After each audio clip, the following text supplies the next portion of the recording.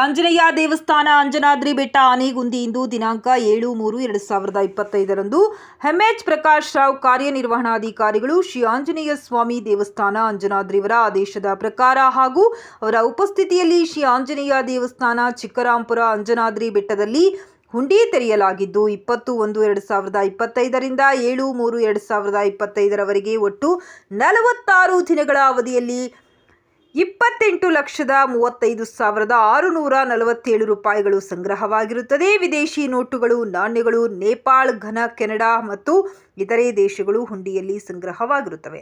ಈ ಸಂದರ್ಭದಲ್ಲಿ ಕಂದಾಯ ಇಲಾಖೆ ಶಿರಸ್ತಿದಾರರಾದ ರವಿಕುಮಾರ್ ನಾಯಕವಾಡಿ, ಸುನಿಲ್ ಕುಮಾರ್ ಕುಲಕರ್ಣಿ, ತಹಶೀಲ್ದಾರ್ ಕಾರ್ಯಾಲಯದ ಸಿಬ್ಬಂದಿಗಳಾದ ಮಂಜುನಾಥ್, ಕವಿತಾ, ಮಹಾಲಕ್ಷ್ಮಿ, ಪೂಜಾ, ಸಂಗೀತ, ಗ್ರಾಮ ಆಡಳಿತಾಧಿಕಾರಿಗಳು ವಿಶ್ವನಾಥ್, ಮಾಲಿಪಾಟಿ, ಜೋಗದ ರವಿನಾಯಕ್, ಆರಾಧನಾ ಸಮಿತಿ ಸದಸ್ಯರು ಹಾಗೂ PKGB ಸಾಣಾಪುರ ಬ್ಯಾಂಕ್ ಸಿಬ್ಬಂದಿಗಳಾದ manager Naveen Kumar, Satish, Praveen Kumar, Vinayaka, Shrimantha, Shyam, PC police ಸಿಬ್ಬಂದಿ, ಪ್ರವಾಸಿ ಮಿತ್ರರು ಹಾಗೂ ವೆಂಕಟೇಶ್ ದೇವಸ್ಥಾನದ ಸಿಬ್ಬಂದಿ ವರ್ಗ, ಮಹಿಳಾ ಸ್ವಯಂ ಸೇವಾ ಸಂಘದವರು ಹಾಜರಿದ್ದರು.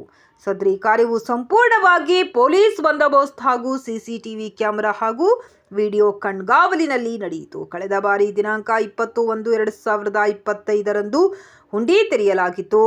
ಮೊತ್ತ 61,64,760 ಸಂಗ್ರಹವಾಗಿತ್ತು.